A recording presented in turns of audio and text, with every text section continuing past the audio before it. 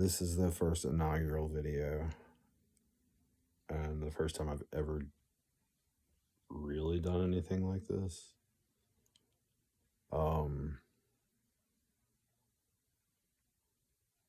This is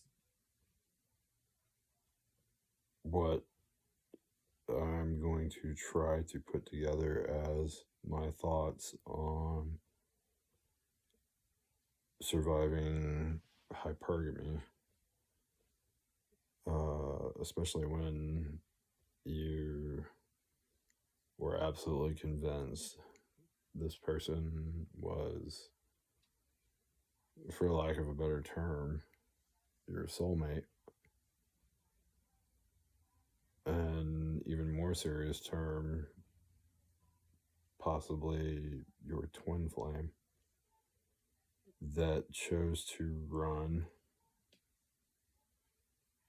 but not just in any normal fashion, but she played a very serious game between a soon-to-be millionaire and a wannabe millionaire who was very dangerous and very manipulative. And she lost big. It did not work out well for her.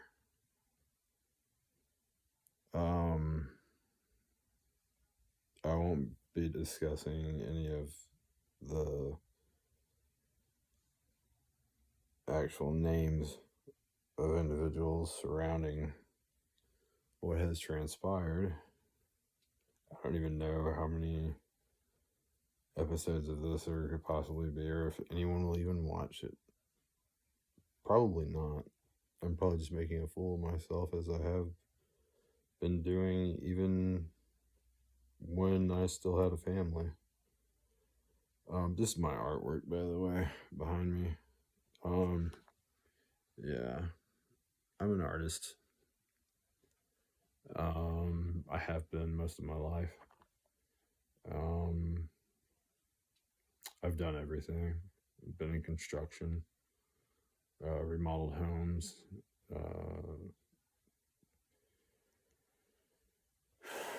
restored cars, classic cars. I mean, you name it, I've pretty much done it. I've been a janitor at a retirement home at night, nighttime janitor. That was great. Been to Mexico, Paris, France. I moved to Los Angeles the weekend that JFK Jr.'s plane went down off Hyannisport. I was standing in Jim Morrison's hotel room at the Alta Cienega Motel across from the old Doors office building on Santa Monica. I was there. I was in his room the day that JFK Jr. Was announced missing. That's where I was that day. I've lived a very interesting life. There's no doubt about that. I've met a lot of interesting people along the way. In a very short time span, my life will likely change, as it always has, but for better. It's finally getting better, I think. The past 10 years, I've buried 2 best friends and a child, and somehow I've survived all that.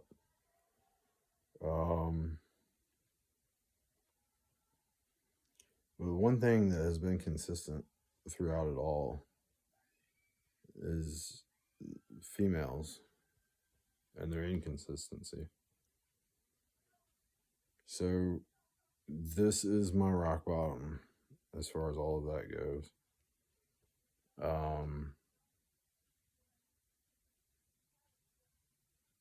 I always gave 100%, 110%. I am guilty of overgiving as a survivor of child abuse. Not to put anything on my parents. They're older now.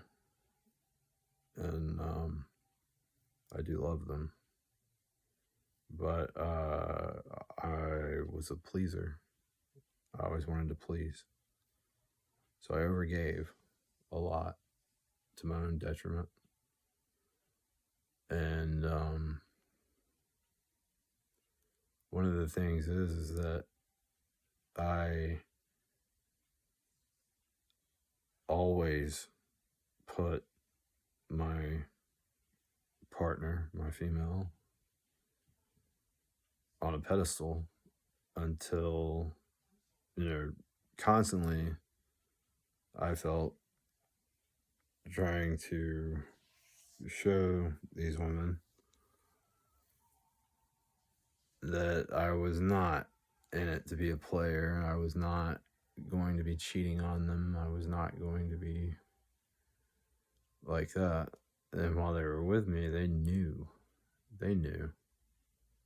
I never, ever, not once, thought about another female like that, in that way. So at some point, we're talking about women that were deeply insecure.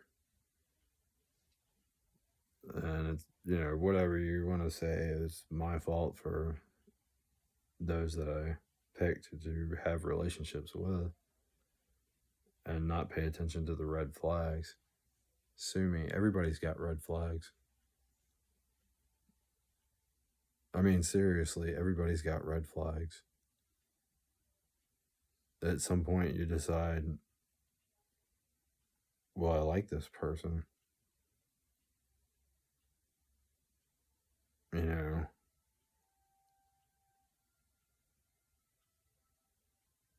Somebody could take a chance on me sometime, and it'll pay off and be worth it. Why not them? Why not them? That is how we got the material that we're going to be dealing with in these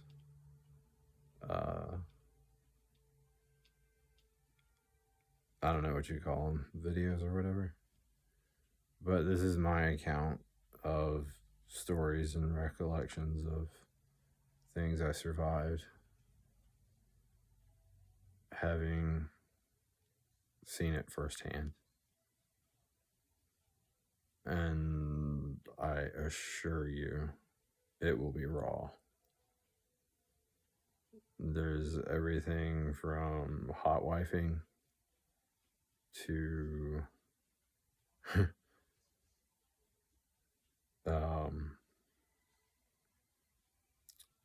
actual fabrication of a human being, as far as who I think is riding in the vehicle in my passenger seat next to me is not even a person. She's there and she's telling me all of these things, but it's all just a construct, carefully constructed to appear a certain way. And the whole entire time, everything was a lie from start to finish. Even the supreme self-confidence was a lie. It came from someone else. And I only figured it out after it was far, far too late. I'm going to tell that story. I've earned that right. So stick with me. This is going to be epic, I promise.